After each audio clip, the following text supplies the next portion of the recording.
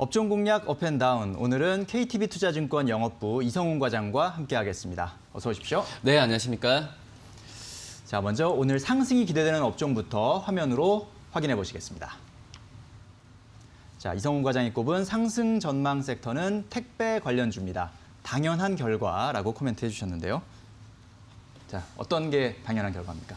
네, 뭐 당연하겠죠. 지금 당연하게 이 택배에 대한 물동량이 증가하는 상태인데 네. 우선 수치만 본다고 하더라도 2010년부터 이 작년까지죠. 작년까지 택배 물동량 성장률 같은 경우가 꾸준히 성장을 했어요. 10%까지 이제 성장을 했는데 네. 올해 상반기 때 본다고 하더라도 작년 상반기 대비해서 20% 이상의 물동량이 늘어났는데 뭐 다 아시다시피 뭐 코로나19 영향이 가장 크다라고 좀 볼 수 있겠고 지금 현재 뭐 이런 상반기 때 20% 성장이 하반기 때도 당연히 역시 올라간다라는 부분이고요. 지금 현재 뭐 코로나로 인해서 온라인 쪽으로의 그런 배송이나 여러 가지 트렌드가 많이 바뀌고 있잖아요. 삶 자체가 많이 바뀌고 있는데 이런 한번 어떤 특정적으로 이런 소비자들의 구매 패턴 같은 부분은 한번 바뀌면 쉽게 다시 그 제자리로 돌아오지가 않거든요. 그렇기 때문에 이 온라인으로 주문하는 그런 패턴 같은 경우는 물론 코로나가 계속 끝나지 않는 상황이긴 하지만 이런 구매 패턴 같은 경우는 계속 유지될 가능성이 있다라고 좀 판단이 되고 있고요. 특히 이제 택배 업체들 같은 경우에는 이 택배 가격이 있잖아요. 네. 택배 가격이 아마 시청자분들께서도 뭐 몇 년간 봤을 때도 크게 오르지는 않다라는 느낌을 좀 받으셨을 거예요. 이런 이유 중에 하나가 우선은 이 택배 가격이 이 택배 회사들이 정하는 부분이거든요. 네. 그러니까 한마디로 이제 택배 회사들이 운임 가격 크게 오르지 않다고 하더라도 지금 현재 봤을 때는 이 운임 가격이 오르지 않고 물동량만 본다고 하더라도 이 택배 회사들이 충분한 그 이윤을 남기고 있는 상황이라고 좀 볼 수 있겠고 지금 현재 뭐 코로나 영향도 있겠지만은 이 택배 같은 경우가 지금 과부하 상태거든요. 네. 과부하 상태인 현재 시점에서 굳이 운임 가격을 올리지 않은 상태에서 오히려 지금 이 택배 회사들 같은 경우에는 인력 지원이나 여러 가지 면에서 이런 부분을 커버하려고 더 노력을 많이 하고 있다라고 좀 볼 수 있겠고 뭐 그러기 때문에 이 평균 판매 가격, 그러니까 ASP는 하락세 부분이 좀 있지만은 이 택배 업체들한테는 유리한 단가가 계속 좀 흘러가고 있다라고 좀 볼 수 있겠습니다. 뭐 그렇기 때문에 이 올해 상반기 때만 본다고 하더라도 이 택배 회사들의 실적 전망치 같은 경우는 올해의 전체적인 그 전망치가 한 몇 달 전보다, 그러니까 올해 초보다도 올해 지금 최근 같은 경우가 20-30% 이상 올해 실적을 좀 추정치가 높아지고 있는 상태다라고 볼 수 있겠고요. 지금 현재 뭐 해외 쪽, 그러니까 그 해외 쪽의 물동량은 역시 코로나로 인해서 약간의 주춤한 부분은 있지만은 지금 현재 올해 중반부터 이 해외 물동량까지 다시 올라오는 추세가 나와주고 있기 때문에 이 택배 업체들한테는 이 우리나라뿐만 아니라 해외 쪽에서의 실적에 대한 기대감을 더 가져갈 수 있지 않을까 지금 판단되고요. 이 택배 업체라고 한다면은 뭐 CJ 대한통운, 뭐 한진을 좀 되게 많이 좀 알 거라고 생각이 되고 있는데 네. 이런 택배 회사들뿐만 아니라 이 택배의 상자를 만드는 이 포장재 업체들, 이 업체들까지도 다시 따라서 수혜를 볼 가능성이 좀 크다라고 볼 수 있겠습니다. 대표적으로 지금 현재 이 포장재 상자를 제작하는 업체 중에서 시장 점유율 1위를 차지하는 기업이 이 테린 포장이라고 볼 수 있겠고요. 네. 그 외에 뭐 대형 포장 그리고 삼부판지 같은 이런 업체들 같은 경우에도 이 택배 물동량의 증가에 의한 이 실적에 대한 기대감이 점점 커지는 상황이다, 이렇게 정리할 수 있겠습니다. 네, 자, 코로나19 시대에 역시 비대면이 일상화되면서 그전에는 사람이 이동했다면 지금은 물건이 이동하는 그런 세상이 된 것 같습니다. 그러면서 당연히 택배가 증가하게 됐고 또 최근 들어서는 추석 대목을 맞아서 택배 물동량이 또 급격하게 늘어나는 모습 직접 확인하실 수가 있는 상황입니다. 이런 상황에서 택배 관련주, 포장용지 업체까지 같이 포함해서 관심 있게 지켜보시는 것이 좋겠다라는 의견이셨습니다. 자, 이번에는 피해야 할 섹터를 화면으로 확인해 보시겠습니다. 네, 이성훈 과장이 꼽은 피해야 할 섹터는 전기차 배터리주입니다. 차분해질 필요가 있다라는 코멘트를 해주셨는데요. 자, 이 전기차 배터리 투자하신 분들 많은데 이 화면을 보시고 차분하지 차분하지 않으실 것 같아요. 지금 그쵸. 투자하신 분들은. 네. 네. 이게 뭐 배터리데이 영향인가요? 어떻게 봐야 됩니까? 뭐 배터리데이에 대한 이벤트가 있으니까 이 부분 말씀을 드리는 상황인데요. 네. 우선 내일이죠. 내일 새벽에 우리나라 시간은 5시 정도에 이 배터리데이에 대해서 테슬라가 본격적으로 하는데 우선 중요한 부분 같은 경우는 이 테슬라가 이 배터리들을 하는 이유를 좀 봐야 돼요. 우선 첫 번째 봤을 때 뭐 이 그전에 리튬이온 전지를 대체할 전고체 배터리에 대한 부분 이미 시장에서 얘기는 다 나오긴 했는데 지금 봤을 때는 골자는 그겁니다. 이제 테슬라가 자체적으로 생산하겠다. 네. 지금 리튬이온에 대한 배터리가 어떻게 보면 전기차 가격의 거의 50%를 차지하고 있거든요.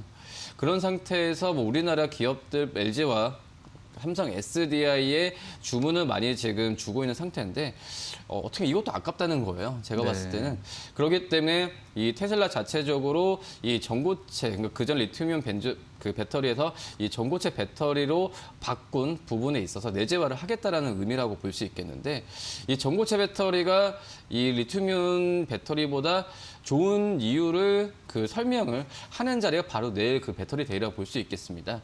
근데 이 전고체 배터리 같은 경우는 우선 전문가들 의견은 리튬이온 배터리보다 안정성이 더 높고 용량도 한 2배 가까이 된다라고 하는 얘기를 지금 하고 있는데 중요한 부분 같은 경우는 이 테슬라가 이 전고체 배터리를 내놓으면서 자체 제작을 한다면은 역시 우리나라의 기업들 같은 경우는 당연히 테슬라 쪽으로의 주문이 떨어질 가능성이 있다라고 좀 볼 수 있겠고 뭐 그러기 때문에 이 전기차 배터리 시장 같은 경우가 이 판도가 많이 좀 바뀔 가능성이 좀 있지 않을까 이렇게 좀 생각이 되고 있습니다.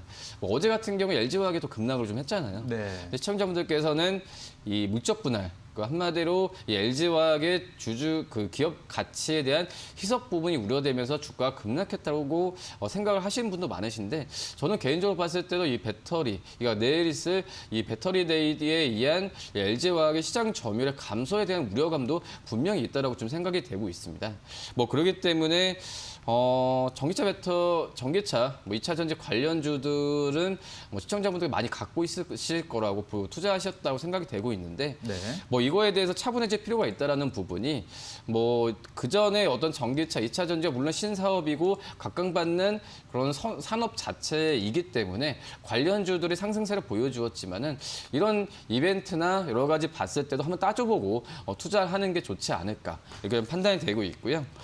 다만 이제 어제 시장 본다고 하더라도 배터리 데이 때문에 수혜를 보는 기업도 있어요. 어떻게 보면 웰크롬 한텍이나 뭐 첨보 같은, 특히 이제 웰크롬 한텍 같은 경우에는 이 리튬, 니켈 같은 경우를 정제해서 생산하는 기업인데, 그러니까 한마디로 이런 그 내재 그 기술을 갖고 있는 기업들, 그 전에 어떤 배터리에 대해서 부품이나 이런 기업들보다도 이런 어떤 기술을, 신기술을 갖고 있는 기업들한테는 시장에서의 관심이 좀 많아질 가능성이 크기 때문에 좀 나눠서 뭐 차분해질 필요가 있다라는 부분은 종목별로 다른 관점으로 좀 접근할 필요가 좀 있지 않을까 좀 이렇게 보입니다.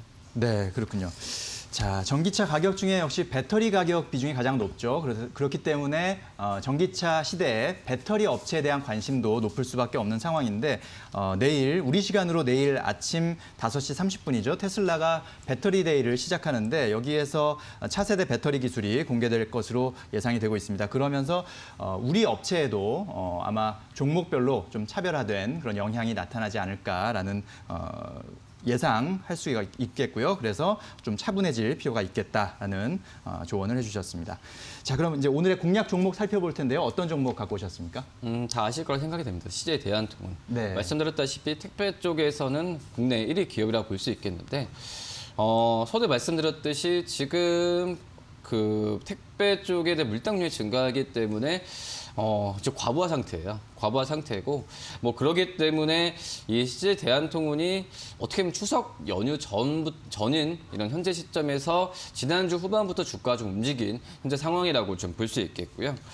뭐 증권사 같은 경우에도 지금 현재 목표 주가 22만 원까지도 크게 지금 상향을 한 상태다라고 볼 수 있겠고, 물론 이제 물동량이 증가하는 부분이 가장 큰 본업이기 때문에 이거에 대한 평가가 실적과 그 목표 주가를 올리는 부분도 있긴 하지만, 뭐 최근 같은 경우에는 이 페덱스나 여러 가지 해외 쪽에서의 물동량도 증가하는 부분도 이 CJ 대한통운의 이 실적에 대한 기대감 더 키운 상태라고 볼 수 있겠고요.